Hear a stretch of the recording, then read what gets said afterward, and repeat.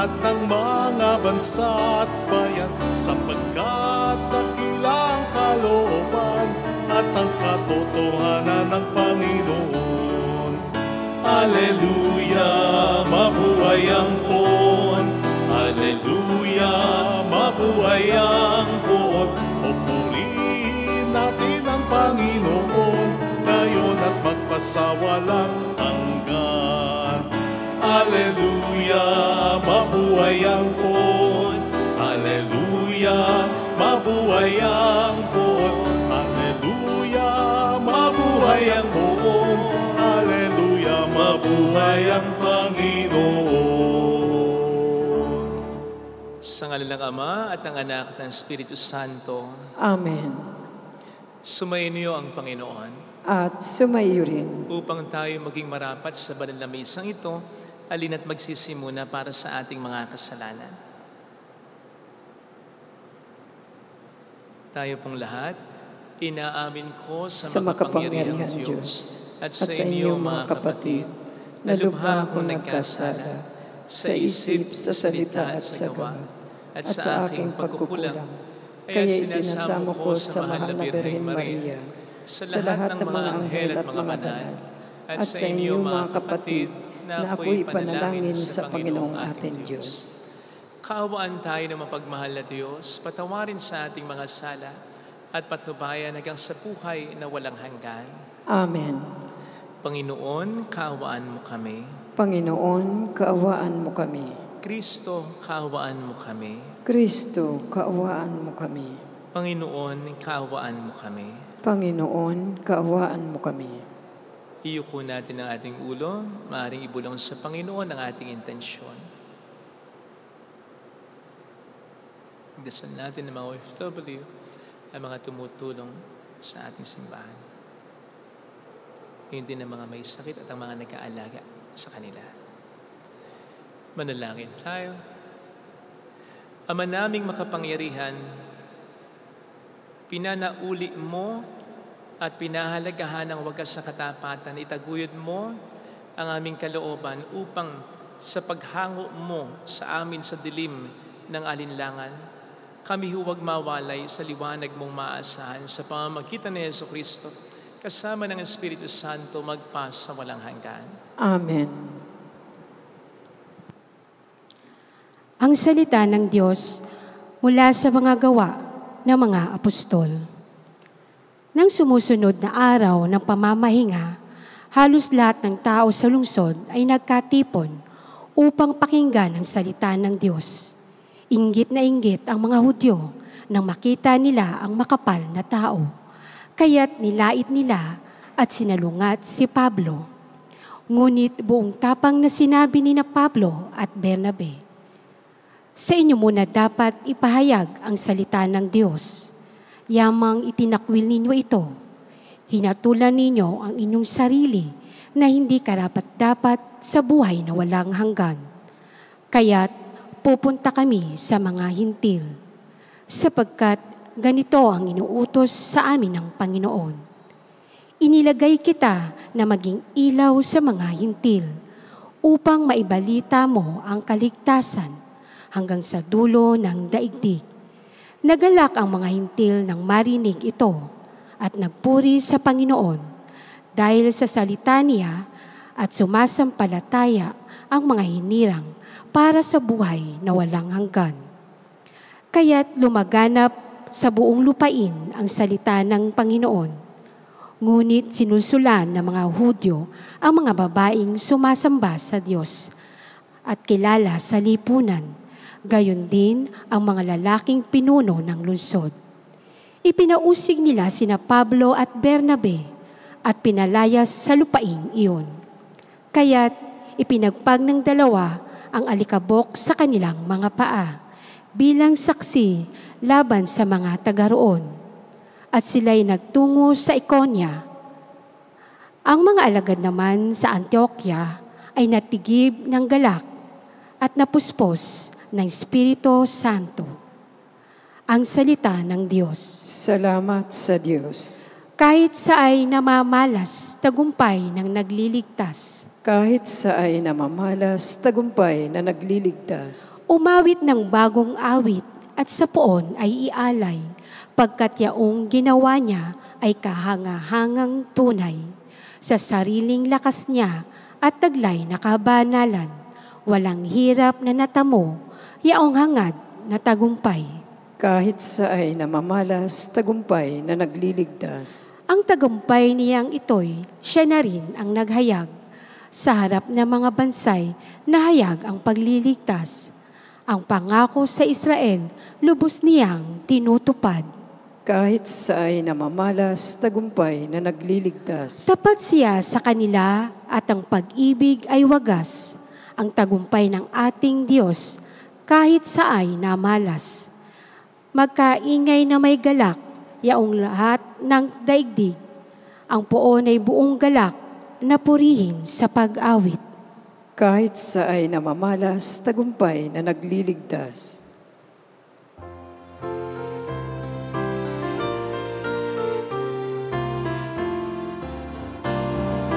Alleluia, alleluia, alleluia.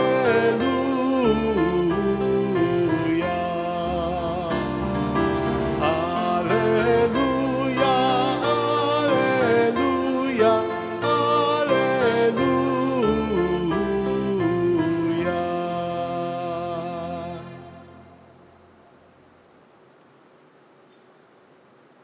Sumainyo ang Panginoon. At sumaiyo rin. Ang mabuting balita ng Panginoon ayon kay San Juan. Papuri sa iyo, Panginoon. Noong panahong yon, sinabi ni Jesus sa kaniyang mga alagad, "Kung ako'y kilala ninyo, kilala na rin ninyo ang aking Ama. Mula ngayon ay kilala ninyo siya at inyong nakita." Sinabi sa kanya ni Felipe, "Panginoon, ipakita po niyo sa amin ang Ama at masisiyahan na kami." Sumagot si Jesus, "Matagal na ninyo akong kasama, Felipe. Di yata't hindi mo pa ako nakikilala? Ang nakakita sa akin ay nakakita na sa Ama. Bakit mo sinasabing, pakita mo sa amin ang Ama? Hindi ka ba naniniwalang ako'y sumasa Ama at ang Ama'y sumasa akin? Ang mga salitang sinasabi ko ay hindi ko sinasabi sa ganang aking sarili. Ang Amang sumasa akin ang gumaganap ng kanyang mga gawain. Maniwala kayo sa akin, ako'y sumasa Ama at ang Ama'y sumasa akin. Kung ayaw ninyong maniwala sa sinasabi ko, maniwala kayo dahil sa mga gawang ito. Sinasabi ko sa inyo, ang nananalig sa akin ay makagagawa na mga ginagawa ko at higit pa rito, sapagkat pupunta na ako sa Ama. At anumang hilingin ninyo sa Ama, sa aking pangalan ay gagawin ko, upang maparangalan ng Ama sa pamamagitan ng Anak. Gagawin ko ang anumang hilingin ninyo sa pangalan ko." Mga kapatid, ang mabuting balita ng Panginoon. Pinupuri ka namin, Panginoong Jesucristo. Welcome sa Our Lady of La Salette Quasi Parish, kung saan ayos lang umiyak at samahan tayo ng mahal na ina sa pag-iyak at sa pagdarasal upang maging maayos ang lahat. Naranasan niyo na po ba yung ibinigay niyo yung best ninyo, pero hindi pa rin ito sapat o enough sa tao o sa mga tao? Yung tipong, I did my best, but I think my best wasn't good enough. Ayokong kantahin, baka it won't be good enough. Ano po ang naging reaksyon ninyo? Ano po ang naramdaman ninyo? May nagsabi nga po kasi minsan that nothing can knock you down quicker than giving your best self to someone and it's still not being good enough. Mahirap nga naman yung karanasan. Yung ibinigay mo na ang lahat pero hindi pa rin sapat. Kaya lang, kailangan at dapat nga ba tayong pa-knockdown kung ang best natin ay ating ibinigay naman? Kung nag-review ka naman talaga pero hindi ka pumasa, kung ginalingan mo naman talaga pero hindi ka nanalo, kung sinipagan mo naman talaga pero hindi ka pa rin napopromote sa trabaho, kung maganda naman talaga ang hangarin mo pero hindi ka pa rin binoto, kung ginagawa mo naman talaga ang lahat pero hindi pa rin ito nakikita, kung sobra ka naman talagang magmahal pero pinagpalit ka pa rin sa iba. Indeed, masakit ang karanasang ito, pero dapat nga bang pa-knockdown tayo?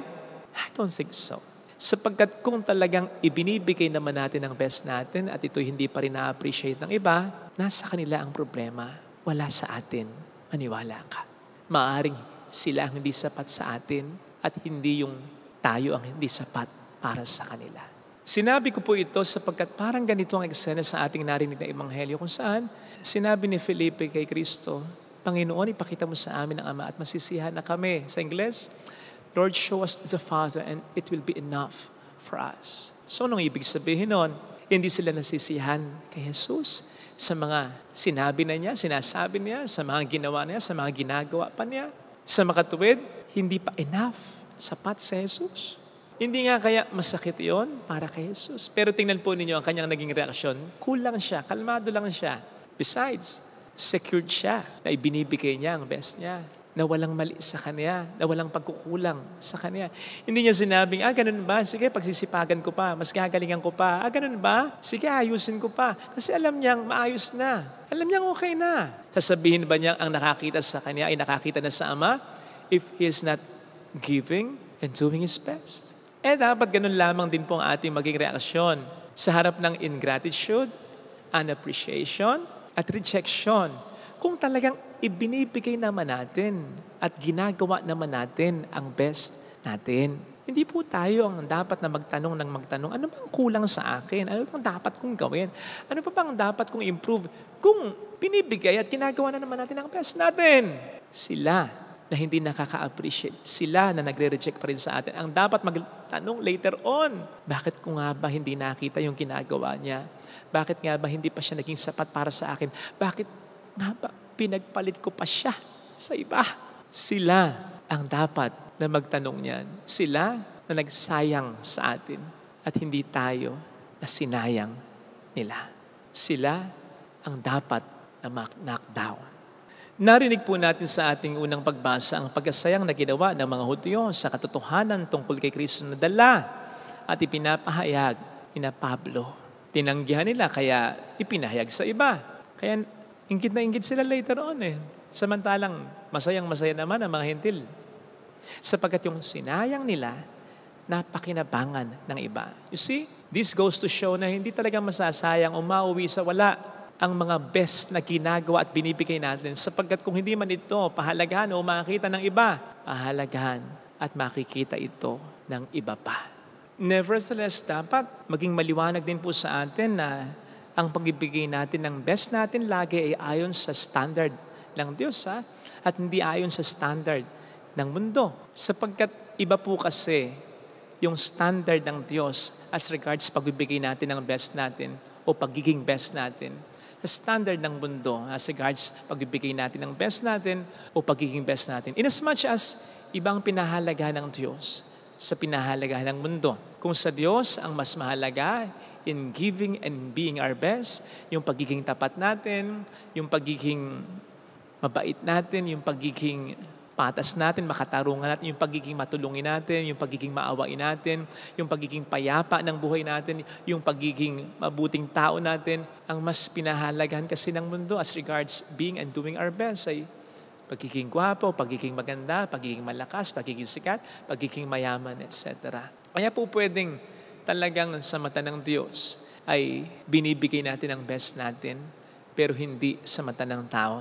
At wag po nating panghinayangan yun. Sapagkat mas maganda na sa mata ng Diyos, we are giving and doing our best kahit na hindi ito nakikita ng mundo o ng tao. Not just because we ought to please God and not man, but also because sa huli, ang mas pinanghihinayangan ay yung kabaitan, kahinahunan, pagiging mabuting tao, pagiging makatwiran, pagiging mabait, kaysa pagiging gwapo, maganda, malakas, o mayaman lang. Besides being our best for being good enough in the eyes of God, ay hindi batay sa ating sariling kakayanan lang. Sapagkat kung batay lamang sa ating sariling kakayanan, hindi po pwedeng mangyayari yan. We won't be enough unless punan tayo ng Diyos, ng Kanyang pagmamahal, ng Kanyang awa, ng kaniyang pagkalinga. And so, being good enough means having God in our life. And when we have God in our life, okay lang. Hindi man tayo maging sapat para sa lahat. Kasi whenever we have God, we will realize that we have enough and we are enough. Hindi tayo kailanman pwedeng masayang. Hindi tayo kailanman pwedeng magkulang. Ito po sana ang ating pagdasal sa ating banal na pagdiriwang. Lagay natin ang ating kanang kamay sa tapat ng ating puso.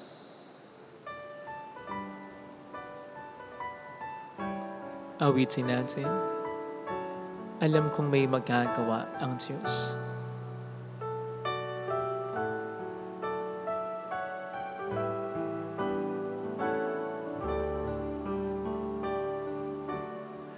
Alam kong may magagawa ang Diyos. Alam kong may magagawa ang Diyos. Walang imposible sa Kanya. Kung ako'y magtatapat, sa Kanya'y maglilingkod, alam kong may magagawa ang Diyos.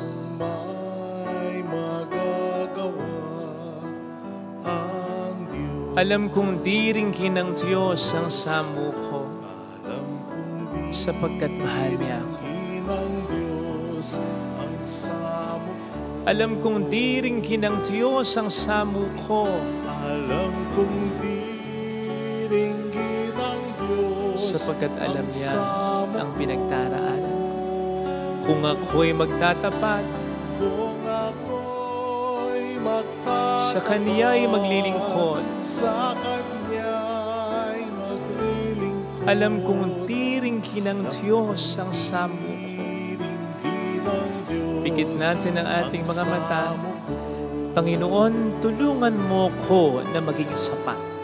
Tulungan mo kong mas magpakaputi, mas tumibay ang pananampalataya ko, mas lumawak ang pangunawa ko, mas maging payapa ang kalooban ko, mas maging kontento sa lahat ng bagay dahil sa iyo, upang hindi man ako maging sapat sa iba. Masaktan man ako, I won't go down, I won't be knocked down. Hindi ako magagalit, hindi ako magtatampo, masaktan man ako, susulong uli ako, gagawin ko pa rin ang magagawa ko. Hindi ako papapako sa kalungkutan, hindi kawalan, na hindi makita ang halaga ko kung binibigay ko naman dahil sa iyo ang best ko. Tulungan mo po ako na maging disposisyon lagi ito. Hallelujah! Purihin ang Diyos. Hallelujah! Pasalamatan siya. Siya ay muling babalik sa atin. Hindi niya tayo iiwan, hindi niya tayo pababayaan. Paniwalaan natin yan. Hallelujah! Purihin ang Diyos. Hallelujah! Sa takdang panahon, babalik ang Panginoon upang tayo ay kunin. Tapat siya sa kaniyang mga pangako sa atin. Sabihin mo sa sarili mo, mayroong magandang mangyayari sa iyo. Mayroong magandang wala kang dapat ipag-alala. Kung ibinibigay at ginagawa mo naman ang best mo talaga, wala sa iyong pagkukulang. Sila ang kulang sa pangunawa. Sila ang kulang sa pag-appreciate. Sila ang walang kakontentuhan. Mayroong magandang mangyayari sa iyo. Basta keep on doing and giving your best. Sapagkat hindi man nila nakikita ng Diyos. At ang gantimpala ay mula sa Diyos. Kung lalapit kay Jesus. Papuri sa Ama at sa Anak sa Espiritu Santo. Kapara ng sa unang-una, ngayon at magpakailanman, magpa sa walang hanggan. Amen. Pag-aalay.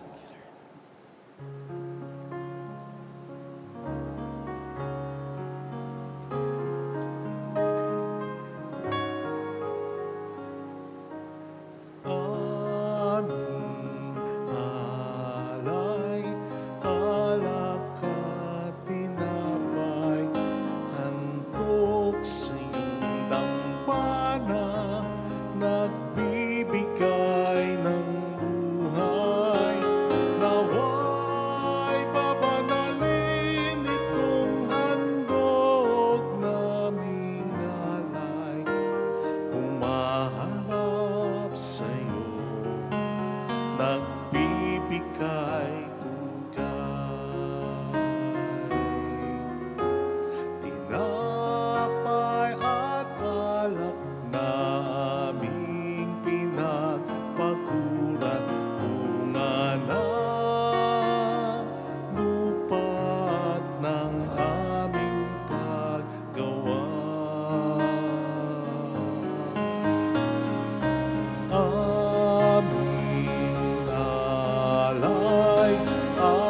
alak at tinapay, handog sa iyong dampana, nagbibigay ng buhay. Naway mabanalin itong handog naming alay, humaharap sa iyo, nagbibigay ugay.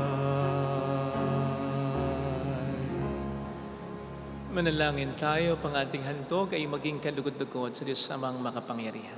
Tanggapin nawa ng Panginoon itong paghain sa iyong kamay, sa kapurihan niya at karangalan sa ating kapakinabangan at sa buong sambayanang banal. Ama naming lumikha, pagkaloob mong ikaw o kami ay laging magalak sa pagdiriwang ng Pasko ng pagkabuhay ng iyong anak, upang ang ginagawang patuloy na pagsagip sa amin ay maging sanhi ng aming ligayang walang maliw. Sa pamamagitan niya, kasama ng Espiritu Santo, magpasa walang hanggan. Amen. Sumainyo ang Panginoon. At sumaiyo rin. Itaas sa Diyos ang inyong puso at diwa. Itinaas na namin sa Panginoon. Pasalamatan ng ating Panginoong Diyos. Marapat na siya ay pasalamatan. Ama naming makapangyarihan, tunay nga pong marapat na ikaw ay aming pasalamatan. Ngayong pinagdiriwang ang paghahain ng Mesiyas, ang maamong tupa na tumupos sa aming lahat, siya'y talagang maasahan at ang katapatan niya sa pananagutan ay siyang bumago sa dating pamumuhay at ang katauhan na mihasa sa pagkasalawahan. Ang dangal ng tao ay ganap na itinampok upang mamana namin sa pakikipagkapatid kay Jesus. Kaya kaisa ng mga anghel na nagsisiawit ng papuri sa iyo ng walang humpay sa kalangitan, kami nagbubunyi sa iyong kadakilaan. Santo, Santo, Santo, Panginoong Diyos ng mga hukbo, napupuno ang langit at lupa ng kadakilaan mo. Usana sa kaitasan, pinagpala ang naparirito sa ngalan ng Panginoon. Usana sa kaitaasan. Ama naming banal, ikaw po ang bukhal ng tanang kabanalan, kaya't sa pamamagitan ng iyong Espiritu, gawin mo pong banal ang mga kaloob na ito, upang para sa amin ay maging katawan at dugo ng iyong anak na aming Panginoong Jesucristo. Bago niya pinagtiis ang kusang loob na maging handog, hinawakan niya ang tinapay, pinasalamatan kaniya, pinaghati-hati niya iyon, iniabot sa kaniyang mga alagad at sinabi, tanggapin ninyong lahat ito at kanin. Ito ang aking katawan na iahandog para sa inyo.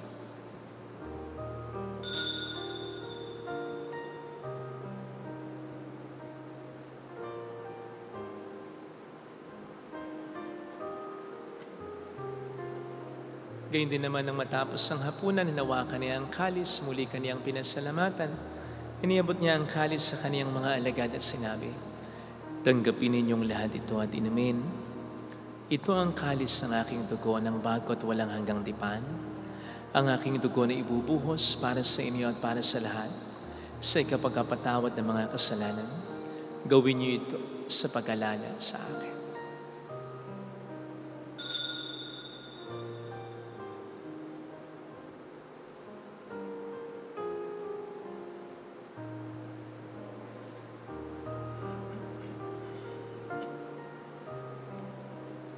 Ipagbunyi natin ang misteryo ng ating pananampalataya.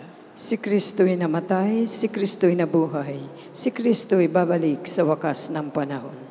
Ama, ginagawa namin ngayon ang pag-alaala sa pagkamatay at muling pagkabuhay ng iyong anak, kaya inialay namin sa iyong tinapay ng buhay at ang kalis ng kaligtasan.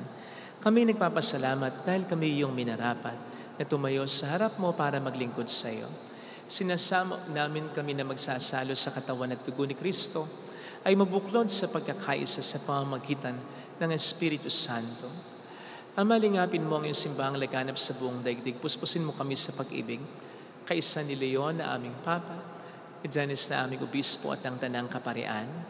Alalahanin mo po ang mga kapatid naming nahimlay nang may pag-asang sila'y muling mabubuhay, lalo na sana ang aming ipagdarasal. Saglit nating alalahanin at pagdasal ang ating mga minamahal na yumao.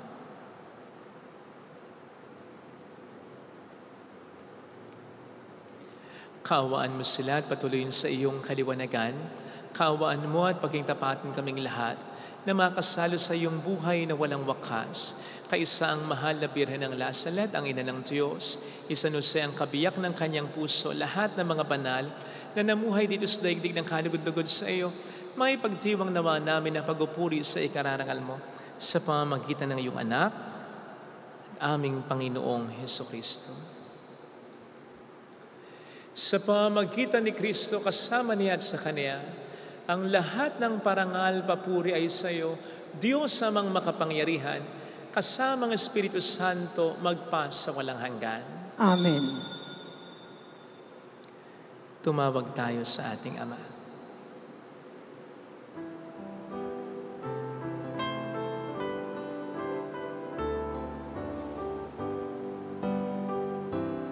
Ama namin, sumasalangit ka, sambahin ang ngalan mo, mapasa amin ang kaharian mo, sundin ang loob mo dito sa lupa para nang sa langit. Bigyan mo kami ngayon ng aming kakanin sa araw-araw. At patawarin mo kami sa aming mga sala, para ng pagpapatawad namin sa nagkakasala sa amin.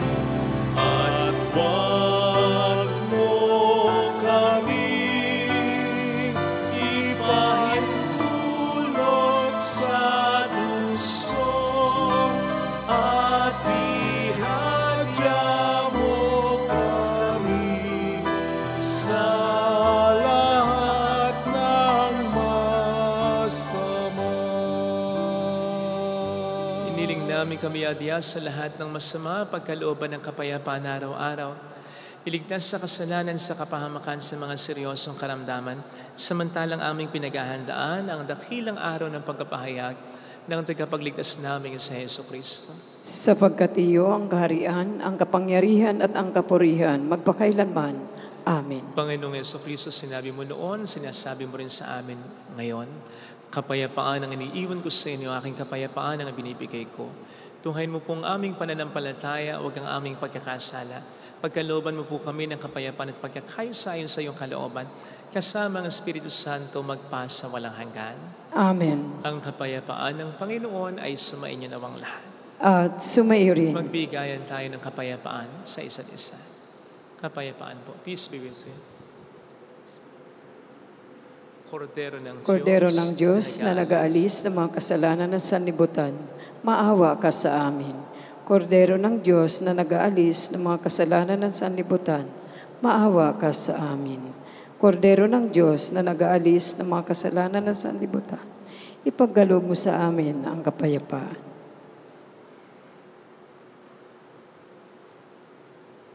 Narito sa harap natin ng Panginoon ng ating buhay at kaligtasan, mapalad tayong inaanyayahan.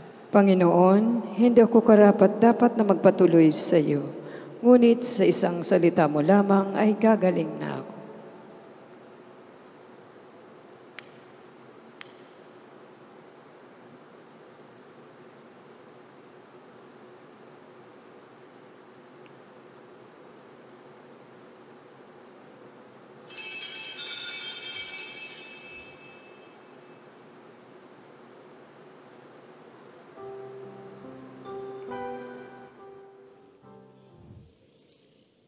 Panalangin para sa espiritual na pakikinabang. Panginoong Hesus, ako ay naniniwala na ikaw ay nasa kabanal-banalang sakramento. Iniibig kita ng higit sa lahat at ninanasa kong tanggapin ka sa aking kaluluwa. Sapagkat sa mga sandaling ito, hindi kita matatanggap sa sakramento. Tumuloy ka sa Espiritu sa aking puso. Niyayakap kita na parabang naririto ka na. Inaalay ko ng buong buo ang aking sarili sa iyo. Huwag mong hayaang mawalay ako sa iyo. Amen. Maglingkod sa ngalan mo, tanging hiling at lagi ng dasal, maging mapalad sanang tanggapin. Tanging pangarap ko, sana'y bigyang daan, sa landas ko'y hawiin ng buhawi ng gulo. Ang ulap na nagsisilbing dilim sa langit ko, tunawin at gawing ulan, plan sa buhay kong tigang. Mula sa pagkakasala, ako'y muling ibangon mo, at umasa kang maglilingkod sa'yo. Tanging pangarap ko, sana'y bigyang daan, sa landas ko'y hawiin ang buhawi ng gulo. Ang ulap na nagsisilbing dilim sa langit ko, tunawin at gawing ulan, plan sa buhay kong tigang. Mula sa pagkakasala, ako'y muling ibangon mo, at umasa ka, at umasa ka, at umasa ka, maglilingkod sa'yo, maglilingkod sa'yo.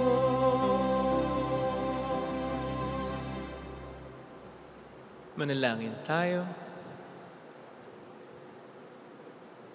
Ama naming mapagmahal, manatili kang kapiling ng iyong sambayanan na ngayon pinapakinabang mo sa iyong sariling buhay at gawin mong kami pasulong na makahakbang mula sa dati naming pagkamakasalanan patungo sa pagbabagong nagdudulot ng iyong kabutihan sa pamamagitan ni Jesucristo at sama ng Espiritu Santo magpasa walang hanggan. Amen.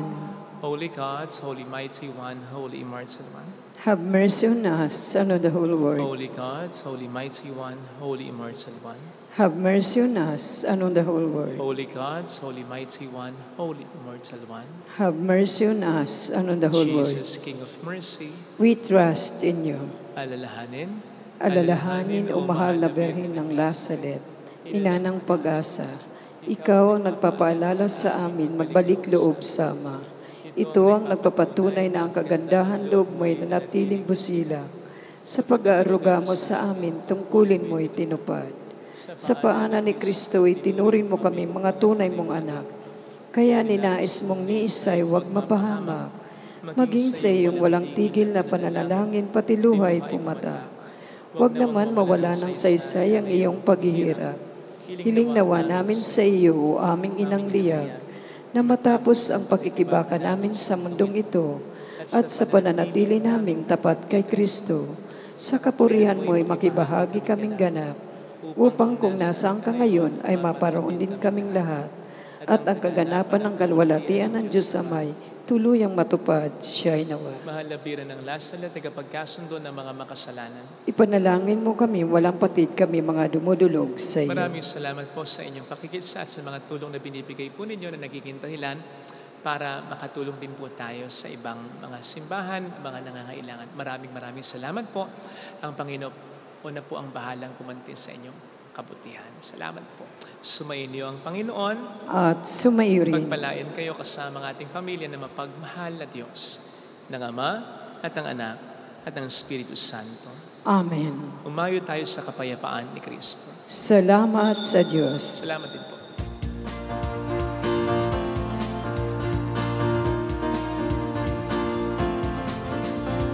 Mary, Mother of the Lord, hear the prayer we sing to you. Let your tears sip in our minds and hearts, as once they fell at Nazareth. Tell your people how to live again. Tell your people how to sing again. Tell your people how to dance again. Tell your people how to pray again. Mary, Mother of the Lord, hear the prayer we sing to you. Let your tears sip in our minds and hearts, as once they fell at Nazareth.